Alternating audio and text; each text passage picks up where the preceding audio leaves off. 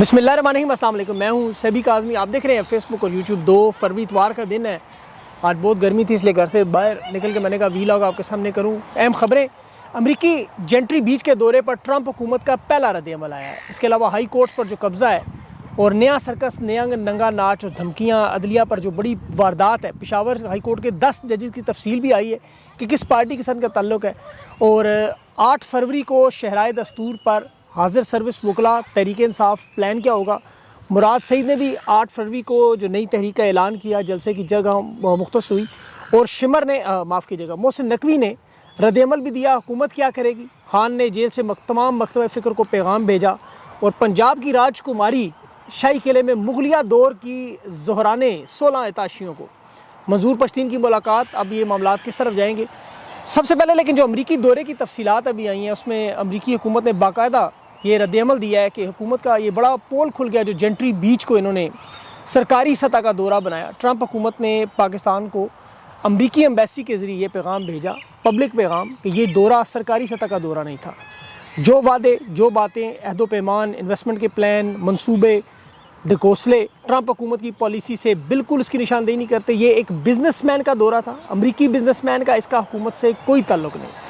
मतलब वो जो बयानियाँ बना रहे थे साड़ी गल होगी, और वो जो मोहसिन नकवी के दावे हैं, ये सारे के सारे झूठ पर मबनी हैं। ये बयानियाँ जो मोहसिन नकवी अमेरिका में, यूरोप में इमरान खान के ख़िलाफ़ बनाता रहा। एहसन इकबाल भी कल ऑक्सफोर्ड यूनिवर्सिटी में यही कोशिश करता रहा कि इमरान खान तालिबान सोच का हामी है, इस्लाम पसंद जहनीत है। और यही बात इस वक्त अमेरिका को, यूरोप को बेची जा रही है, बार बार बेची जा रही है कि देखें इमरान खान अगर दोबारा आया तो फिर इस्लामी निज़ाम नाफिज करेगा। हम लोग लिबरल लोग, उसका ये देखें सबूत। अभी जो तजावज़ात के नाम पर पंजाब में ऑपरेशन हुआ, मसाजिद गिराई गई, दीन इस्लाम की बेहुरमती की गई, नबी पाक सल्लल्लाहु अलैहि वसल्लम के नाम की बेहुरमती की गई। इसे बाकायदा अमेरिका यूरोप में दिखाया कि ये देखें हम तो लिबरल हैं। खान का तो अलकादिर ट्रस्ट वो एक मदरसा बना रहा था। ये बाकायदा उन्होंने कैंपेन चलाई है, मेरे पास सबूत मौजूद है। मोहसिन नकवी की वहाँ भी जिन लोगों से मुलाकातें हुई, वो अमेरिका बरतानिया में उन्हें यही लॉबिंग करते रहे। ये जो आपको इसके फ़िलहाल एतमाद की वजह नज़र आ रही है कि ये इमरान खान को वहाँ पे इस्लाम का मतलब हामी तस्वर दिखाना चाह रहे हैं, मगरिब को बताना चाह रहे हैं। ये जो भी लहर उठी है जिसमें बाकायदा इलॉन मस्क भी शामिल था, ये वही चीज़ कैश करवाने की कोशिश करते रहे। आप उन लोगों की प्रोफाइल निकालें जिन लोगों से मोहसिन नकवी मिला, आपको अंदाज़ा हो जाएगा किस सोच और किस जहनीत के मालिक थे। अभी बाकायदा तौर पर अमरीकी सेनेटर्स को ये कहा जा रहा है कि हम इसराइल को भी तस्लीम करने को तैयार हैं अगर ये अरब रियासतें, सऊदी अरब और तुर्की, जो भी इनका दौरा इस फरवरी में आना है, अगर ये हमारे साथ मिलकर एक मुत्तफ़िक़ा ऐलान करें तो हम इसराइल को तस्लीम करने पर तैयार हैं। अब उसके बदले में आप हमें छेड़े ना, खान की रिहाई पर कोई बात ना करें, इंटरनेशनल तवज्जो ना दें। और ख़ास तौर पर ये यूरोप को, यूरोपीय यूनियन का जो देखें वफ़द आया पाकिस्तान, और उसने सारे सबूत इकट्ठे किए कि क्या क्या जुल्म होता रहा, उसके बावजूद उनकी तहरीक इंसाफ से मुलाकात नहीं होने दी। अब इस पर तो ओवरसीज़ पाकिस्तानियों को देखें, यूरोपीय यूनियन की ह्यूमन राइट्स की जो ऑर्गेनाइजेशन है, उन्हें ज़रूर अपना एहतजाज रिकॉर्ड करना चाहिए ट्विटर पर। इनके इंटरनेशनल कन्वेंशन के आर्टिकल हैं 1, 3, 5, 6, 7 और 8, उसका हवाला दे। और बाकायदा ये विक्टिम्स के साथ मुलाकातें कानून का ऐसा, ये किसी के ऊपर इनका एहसान नहीं है, ये बुनियादी इंसानी हकूक़ का इंटरनेशनल कानून है। लेकिन अब असल में बॉल जो है वो पाकिस्तान की आवाम की कोर्ट में। 8 फरवरी का एहतजाज आपको पता है, तहरीक इंसाफ की तैयारियाँ मुकम्मल है और यहीं से फ़ैसला होना है। कल लाहौर में आलिया हमज़ा ने एक बड़ी, आपको पता है, जो कोशिश, बल्कि अवाम ने जो नाकाम की, खौफ का जो बुत वहाँ तोड़ा, बजाय कारकुनों को तनहा छोड़कर वो भाग जाती, वो नहीं, वो खड़ी रही वहाँ पे उस हलके में, बल्कि वलीमे में शिरकत करके उसने साबित किया कि इन चीज़ों से खौफज़दा नहीं है अवाम। अब ये लोग आदी हो गए हैं इस चीज़ के। तहरीक इंसाफ खैबर पख्तूनख्वा से ये जो एहतजाज शुरू होगा, इसे बलोचिस्तान, पंजाब, आज़ाद कश्मीर के अलावा इंटरनेशनल सतह पर इटली से, यूरोप, बरतानिया, वज़ीर-ए-आज़म बरतानिया के घर के सामने, ऑस्ट्रेलिया में, कनाडा में, दुनिया में मनाएगी। और यहाँ शिमर जो, माफ़ कीजिएगा, मोहसिन नकवी जो है ये धमकियाँ दे रहा है कि पहले हम दरख्वास्त करेंगे, फिर भी एहतजाज के लिए निकले तो फिर हम वही करेंगे जो पहले किया है। तो मेरे ख्याल में सब पाकिस्तान की आवाम भी फिर वही करेगी। पहले तो बेखबरी में मारे गए थे ना, गले लगाकर मस्जिदों में ऐलान करवाया गया, लाठियाँ करते रहे और फिर गोलियाँ मारते रहे। अब ये पार्लियामेंट के लोग, पार्लियामेंटेरियन मेंबरान असेंबली फ्रंट से लीड करेंगे। अब इंशाल्लाह वो नहीं होगा जो इन्होंने सोचा हुआ है। पुरअमन कानून के दायरे में रह के देखें जो एहतजाज है, उन पर जुल्म सितम और गोलियाँ अब इतना आसान नहीं जितना ये पहले कर चुके हैं। उसकी बहुत सारी वजूहत हैं, वो मैं अगले इंशाल्लाह वीलॉग में आपके सामने रखूँगा। भी फ़िलहाल तहरीक इंसाफ की क़यादत के पास और पाकिस्तान की आवाम को और कोई हल भी नहीं है। देखें, आप इस जुल्म के ख़िलाफ़ पसपाई इख्तियार कर लेंगे तो फिर जो मॉडल लाया जा रहा है वो मकबूजा कश्मीर में डोगर राज की अदालतें जिस तरह बनाई गई, ये इनकी बहुत बड़ी कामयाबी होगी। और देखें, इसमें एक बड़ा लंबा अरसा ये वारदात चला सकते हैं। اسے روکنے کا عوام کے پاس صرف ایک ہی پرامن انداز میں حل ہے اور اپنے حق کے لیے نکلنا۔ محسن نقوی سے وہ پریس کانفرنس میں صحافی پوچھ رہا تھا کہ عمران خان کے لیے امریکہ سے کال آئی تو مان جائیں گے، تو وہ کیا جواب میں انگوٹھا اپنی طرف کر رہا ہے۔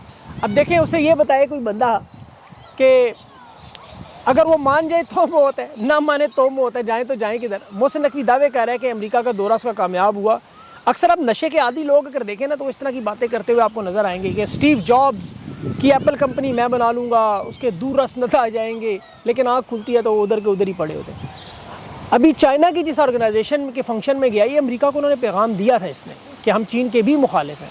ابھی تو اطراء ہیں اس بات پہ، لیکن جو ہی امریکہ سے ڈوریں کھینچی جائیں گی تو یہ پھر چین کے پاس بھاگ کر جائیں گے، اور وہاں سے انہیں پہلے جواب آ چکا ہے۔ امریت کی سوچ کو، اس اقتدار کو دیکھیں لمبا کرنے کی جتنی کوشش ہے، یہ چیف جسٹس عامر فاروق اسلام آباد ہائی کورٹ میں ہو یا یہ chief justice Lahore high court عالیہ نیلم ہو، مکمل سہولت کاری تینوں صوبوں میں سے ایک ایک جج لا کے ڈوگر کورٹ اسلام آباد کا ایک پورا انہوں نے فتح کرنے کا جو پیکج پلان، اور یہ ہمیشہ ڈکٹیٹر کی ایک سوچ ہوتی ہے کہ عدلیہ کو قابو کیسے کرنا ہے۔ آپ ماضی اٹھا کے دیکھیں، تینوں بڑے ڈکٹیٹر جو تھے، جس طرح ملٹری اسٹیبلشمنٹ عدلیہ کو کنٹرول کرنے کے لیے ایوب خان نے 1958 میں جسٹس منیر کی مدد سے 11 سال نظریہ ضرورت کا استعمال کیا، مارشل لاء کو جائز قرار دیا، پھر 1960 میں اس نے ججز کی چھانٹی بھی کر دی، اور وہاں پر بھی اپنے پسندیدہ جج سپریم کورٹ میں، ہائی کورٹ میں تعینات کیے کہ حکومت کے فیصلے آئیں، یہ آئین کی خلاف ورزی رک نہ سکے۔ یحییٰ خان نے 1969 میں یہی کام کیا تھا، 2 سال عدالتوں کو مجبور کیا کہ مارشل لاء کو قانونی جائز قرار دیں، ججز کو بلیک میل کیا، دباؤ ڈالا۔ سپریم کورٹ نے اسے 1972 میں غیر قانونی حکمران قرار دیا، لیکن اس وقت تک پالیسیاں اس کی لگ چکی تھیں۔ مشرف کے دور میں 99 سے 2008 میں آپ کو یاد ہوگا پی سی او کے ججز لگائے گئے تھے، ججز کو مجبور کر کے کہ جو نہیں مانتا تھا نکال دیتے تھے۔ افتخار چودھری بندہ ٹھیک نہیں تھا، لیکن 2007 میں اسے برطرف کیا، ایمرجنسی لگا کے تمام جج لگائے۔ پاکستان کی تاریخ میں پھر فوجی آمریت آئی، عدلیہ کو دبایا گیا۔ اب اسے قانونی جواز بنانے کے لیے پاکستان کی عدالتوں میں جو ہو رہا ہے، جیسے ان کا ٹاؤٹ قاضی فائز آپ کو پتہ ہے، اس کے جانے کے بعد یحییٰ آفریدی اور اس کے حالانکہ اوپر 2 سینئر جج منصور شاہ اور منیب اختر تھے، اس کے باوجود یہ چیف جسٹس بنا۔ پھر امین الدین خان کا بینچ آیا سپریم کورٹ میں، پھر انہوں نے 2 ایڈ ہاک میں سردار طارق مسعود اور مظہر عالم میاں خیل کو لگایا۔ اب مزید 8 سپریم کورٹ میں جج بھی لائے جا رہے ہیں، جس میں بدنام زمانہ چیف جسٹس عامر فاروق بھی شامل ہوں گے۔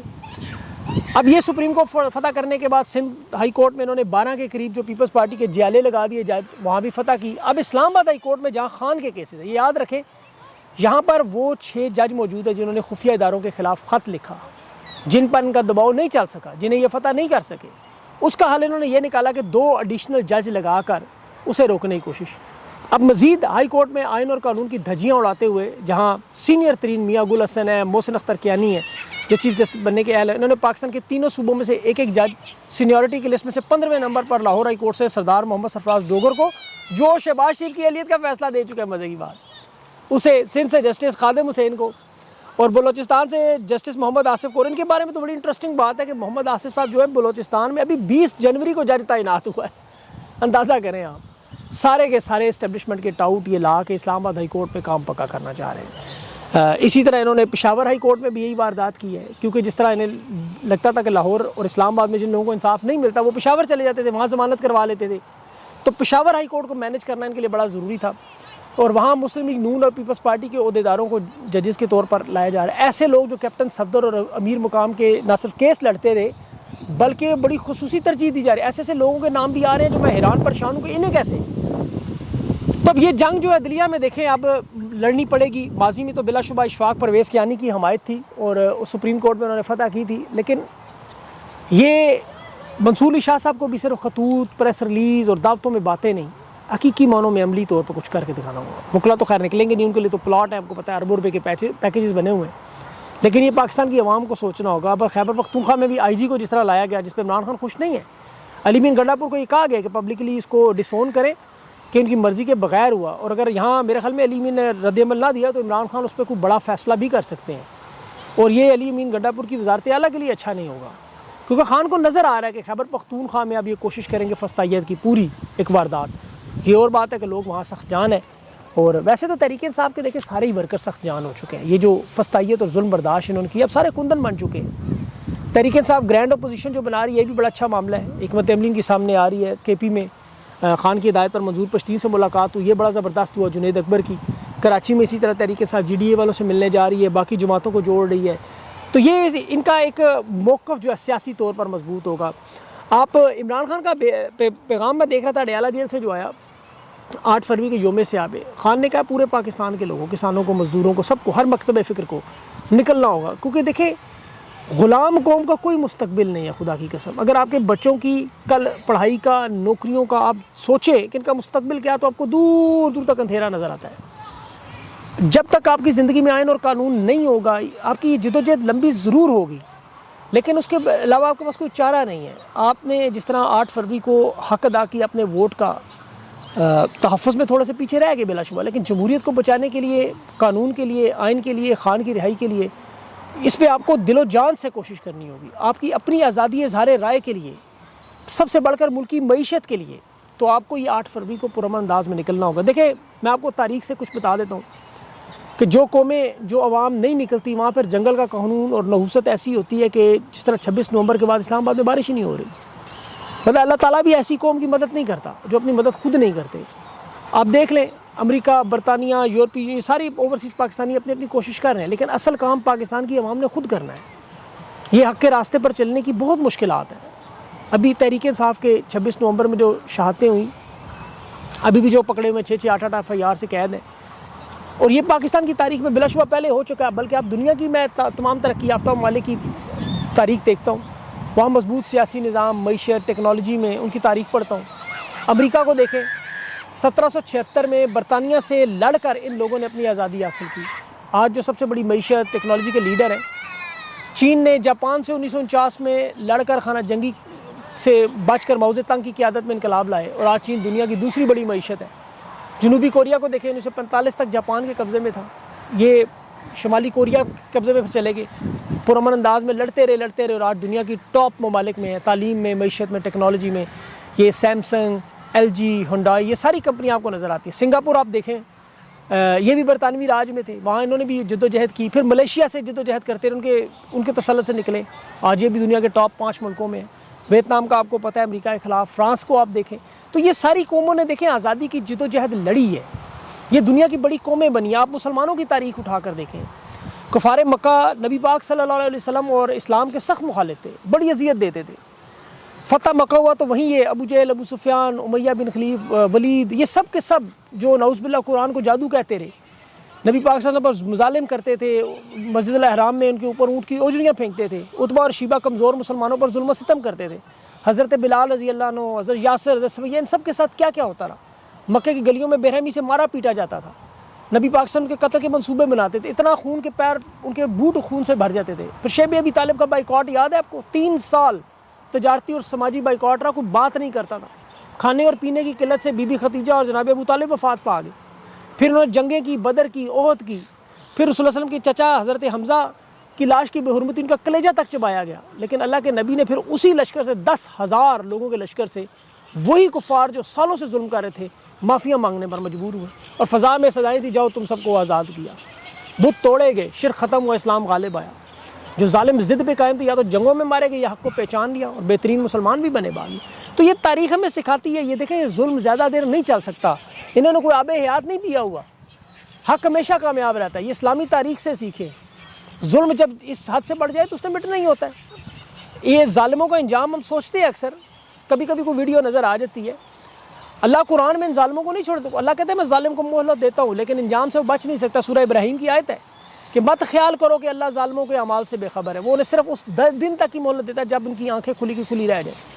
اب یہ لوگ اس وقت چونکہ ظلم کے طاقت کے نشے میں خود کو ناقابل شکست سمجھتے ہیں، لیکن یہ عبرت ہے. عبرت بھی مختلف طرح کی. حدیث شریف ہے قیامت کے دن ظالم کی مظلوم پر کی گئی ایک ایک زیادتی کا بدلہ ہوگا. ہر طرح کے بکری کے جو سنگ سے بھی مارے گئے وہ اس کو بدلہ چکایا جائے گا. تو یہ تو دنیا میں ان کے ساتھ ہوتا ہے، اندرونی خوف اور بے چینی کا شکار رہتے ہیں. یہ سازشوں کا، دھوکے کا، اپنے ارد گرد کے لوگوں پر اعتماد نہیں کرتے، بے سکونی کا شکار ہے، نفسیاتی بیماریوں کا شکار ہے. اور سب سے بڑھ کر انہیں نیند جو ہے، آپ کسی ظالم سے ملیں وہ آپ کو بتائے گا اسے نیند نہیں آتی. جنرل باجوہ کا حال دیکھیں، 2016 سے 22 تک 4 وزیر اعظم اس نے بدلے، ایکسٹینشن بھی لی، ملکی عدالتیں بھی مینج کی، عدم اعتماد کا کھیل بھی کھیلا. لیکن آج لگڑ بگوں کی طرح اکیلا پیرس کے ایئرپورٹوں پر ذلیل ہو رہا ہے. اس کے پروٹوکول میں وزیر دفاع کو لائن میں کھڑا کر دیتے تھے، آج اکیلا بیگ اٹھایا ہوا دوڑ رہا ہے، پاکستانیوں کو دیکھتا ہے، بھاگتا ہے ایسے جو کتا غلیل سے. مطلب یہ اس کو محاورہ بولوں. اب فرانس میں دیکھیں اس کے ساتھ کیا ہوا، بیوی کے سامنے قاضی فائز کا حال دیکھیں، سر چھپا کے وہ چوروں کی طرح بھاگ رہا، اسلام آباد میں ڈونٹ. تو اللہ نے کہا اس کی لاٹھی بے آواز ہے، تو جب یہ لاٹھی پڑتی ہے تو واقعی اس کی آواز ہمیں نہیں سنائی دیتی. تو یہ اسی لیے آپ کو ڈیجیٹل دہشت گرد اسلام کے دائر وہ مولوی کا لگا ہوا تھا. تو یاد رکھیں نا ان شکنوں کو، انسانی حقوق کی پامالیوں کرنے والوں کو، اغوا کرنے والوں کو خدا کی قسم اٹھا کے کہہ رہا ہوں ان کا انجام بڑا برا ہوگا. تو اس لیے آپ لوگ اپنا حوصلہ جمع رکھیں اور کسی بھی چیز سے مایوسی پر اپنے اوپر نہ آنے دیں. اسلامی تاریخ پڑھا کریں، اللہ پاکستان پر اپنا رحم و کرم کرے گا.